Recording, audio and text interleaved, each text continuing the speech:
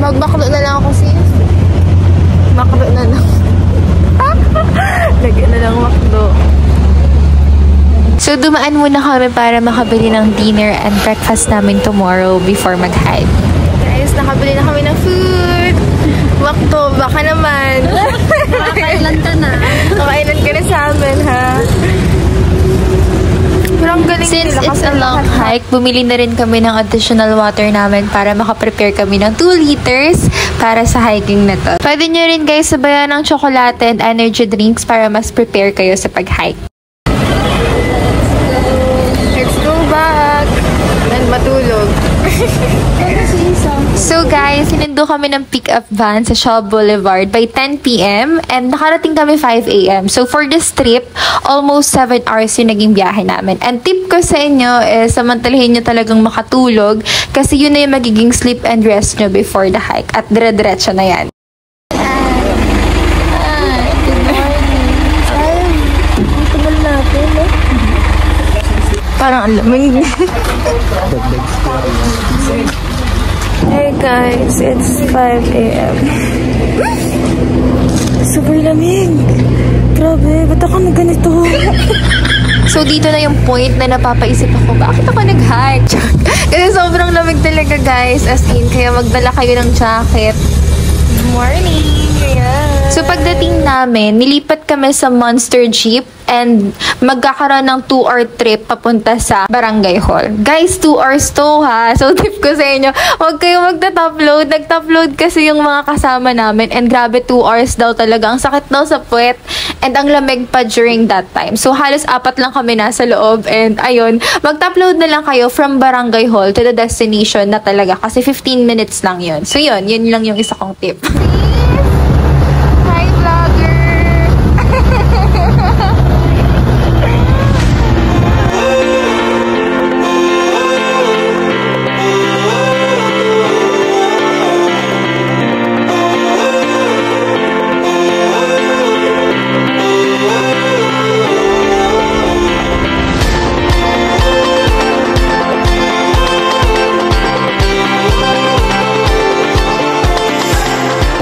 Nakarating kami ng 7 a.m. and may pina-fill lang sa Barangay Hall na form. So, after that, you can freshen up, mag-muse kayo kung kailangan, mag-CR.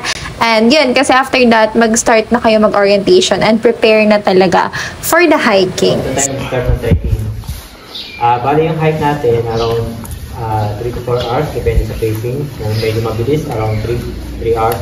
Sabi ni Kuya guys, kapag mabilis daw ang pacing, 3 hours. Pero alam nyo kami, mabagal pacing namin. So 5 hours inabot namin sa hike. Pero safe naman siya since kasama sa package yung 3 tour guides. So meron sa unahan, sa gitna, and sa dulo. Hi guys, so naka-decide tayo na sa taas tayo with Kuya. Kuya, ano name mo? Christian. Christian. Kim po. So, dumating kami dito ng 7 a.m. 2 hours din yung jeep. Hi guys! Solo tuloy ngayon. Sino inay na nag-top load? Oh my God!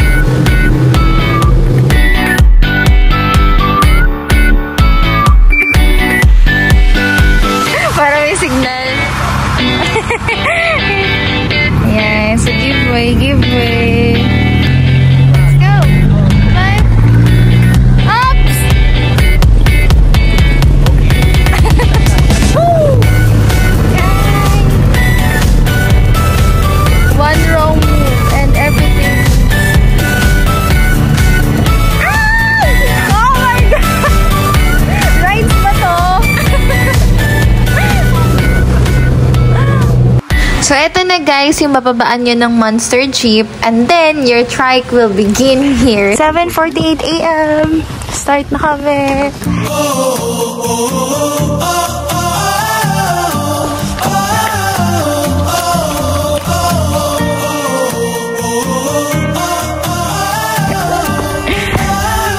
Nagalit. Nakapula pala ako. Napagod na agad ako.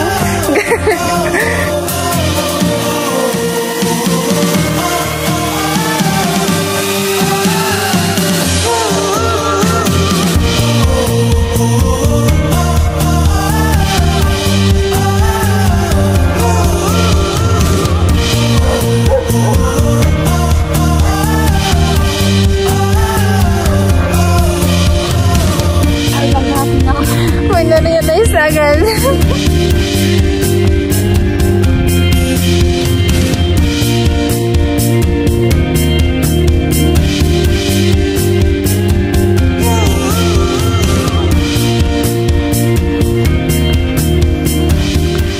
Parang ang lapit nila, oh.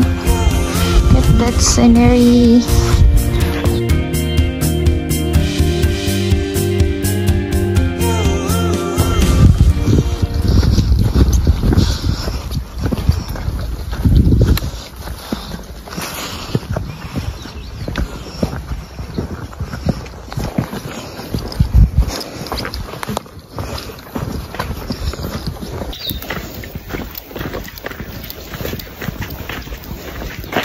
Ito guys yung part na napakaganda maglakad-lakad sa bundok kasi napaka-calm lang ng vibe tapos yung naririnig mo lang talaga yung nature na sounds.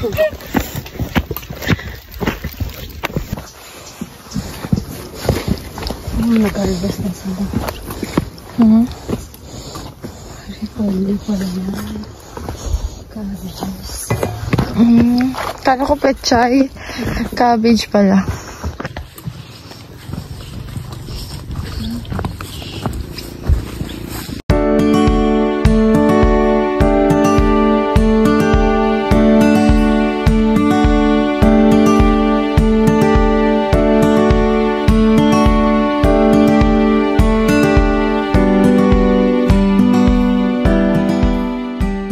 Guys, so tayo na naman ng huli sa karera.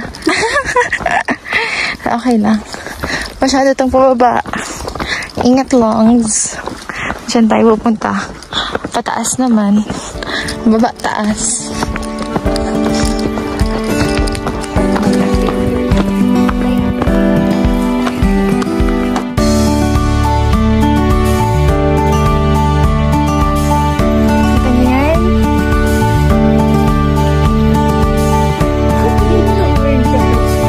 Grabe guys, ang ganda doon, as in, kahit patag yung dinadaanan mo, pakaganda ng view. So, ang happy lang ng heart ko that time appreciating the nature.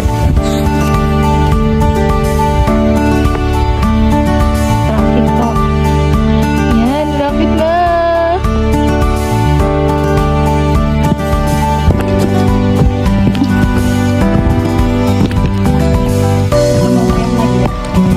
Oh my gosh!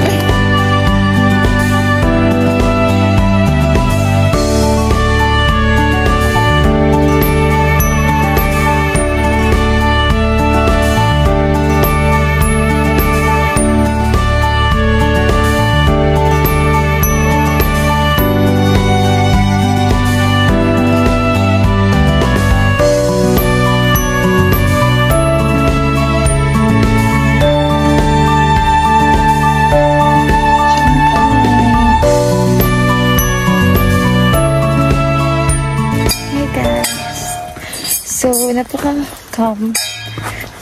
Wala kang maririnig na iba. Kundi boses ko. So, dito daw kapag morning, may init. Pero kapag hapon na, naulan. Around 12 or 1. So, mas may challenge ang pag-hike. Let's go. Dati nang nag-hike kami na umulan, kitang-kita yung fog. So, may field naman tayo. Wala sila. Ano sila?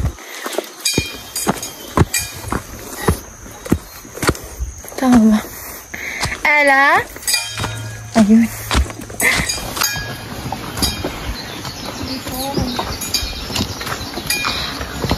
Pangalan niya, basta nasa tamang tao. Sino ang nasa tamang tao? Kwento ko lang yung background. Bakit nabansagan ako ng nasa tamang tao? Muntik na kasing mahulog. Tapos wala daw sasala. Sabi ko, nasa tamang tao na ako. Ayan, mga pagod yarn. Mga pagod. Wala pa kami sa ano? Sa ugat. Wala ako ng dalawang tropa ko. Ang Carrot Peak. Christian, tama? Ilang oras pa tayo, sir? Siguro mga... Wow, kung babait naman na itong mga... Sa facing natin mga 3. Hikers ko. Pagod lang yan. Pagod lang pala yung namin. So, bakit naman?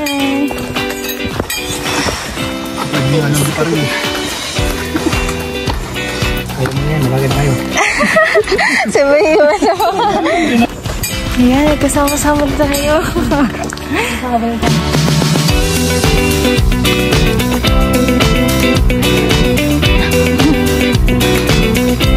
May guide. Oh? May guide dyan.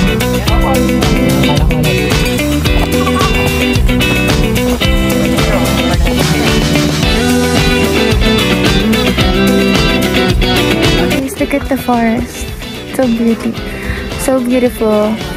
Like me. Ah! Ayan, wala mo.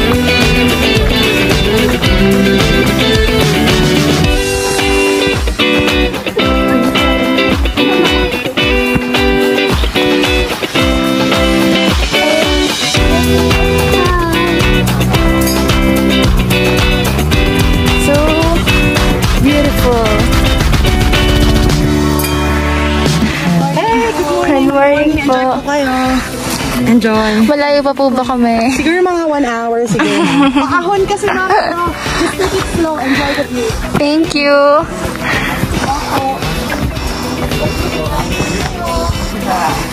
Oh my.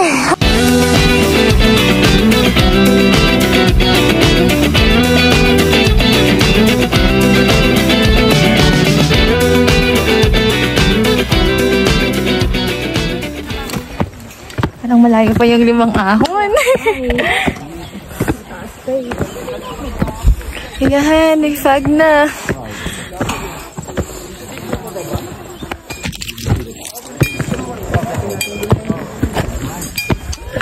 For the hagdan. Buti na lang nag-gym tayo.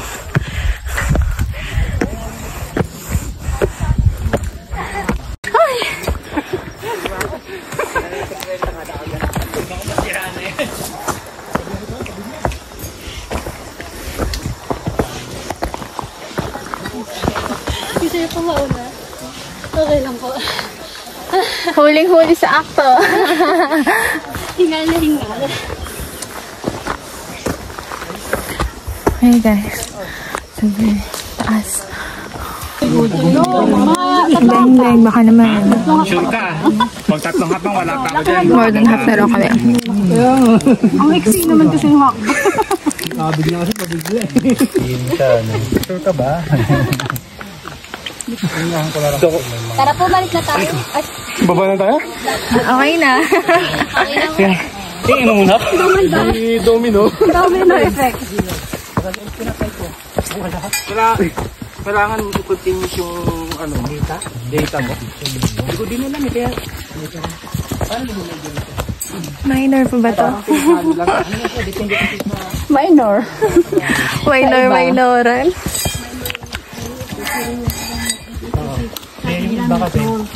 Minor. Saan mo din yan? May tubig na yan. May tubig na dyan. Dito meron sa? Dito din yan kasi yung water source dyan. Okay, safe dyan, no?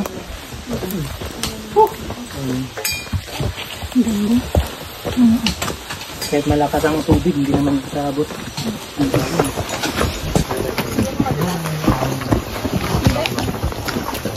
Ito guys, yung part na nasa Mosi Forest na kami. So, super ganda at ang green ng paligid namin. May diwata din doon guys na nalilimos. Marinela ang pangalan po.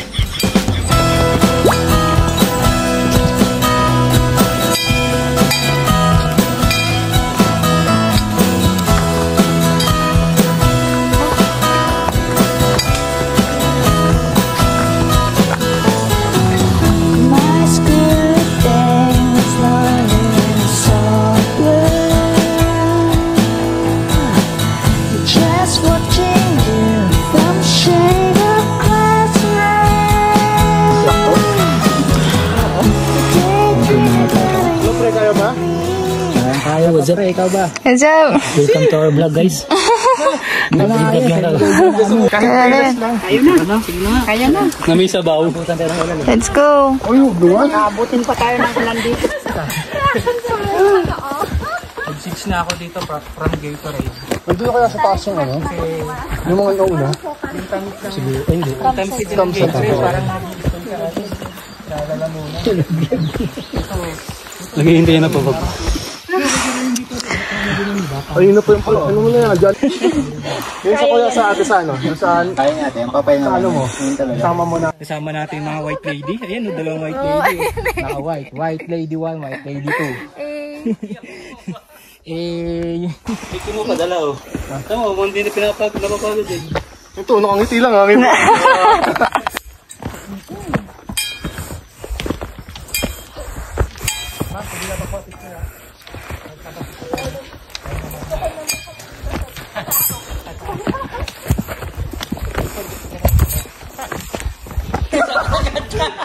Kumigit na kabuhayan. Tayo na ka sa tintilangit na susunod. Okay, yun na. Pataas na talaga kami. Kakain ng pitong manok. Gutom na. Pahinga. Magagat yung mga abo ng tuyan mo maya-maya. Ako sis.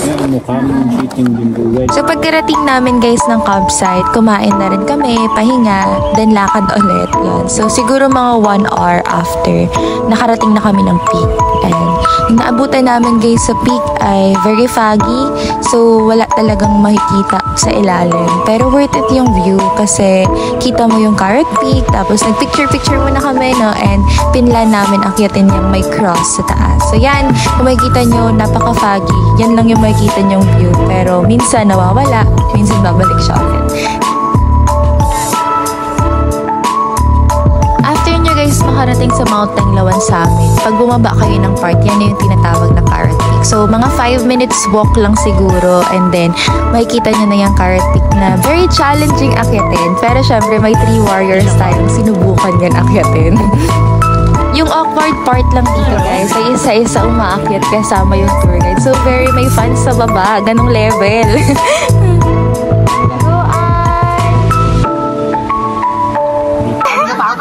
Kamusta? We're so proud of you! Madami ka ng fans ngayon. Go Ella!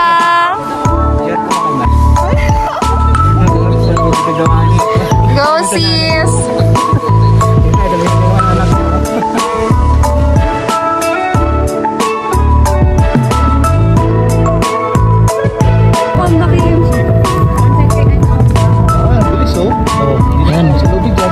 Ganyan. Ito, pang malakasan.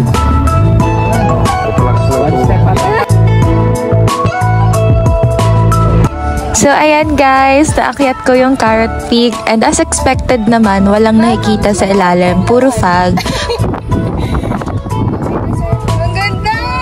So that's all for this video, guys. Thank you so much for watching my Mount Tenglawan and Karatwick hiking journey. I hope nag-enjoy kayo, guys. So if may questions kayo, feel free to message me. For the cost, yung binayaran namin for this joiner hiking experience is 2,300 pesos. Pwede ka mag-down payment ng 1,200 and remaining 1,100 na lang pagbalik.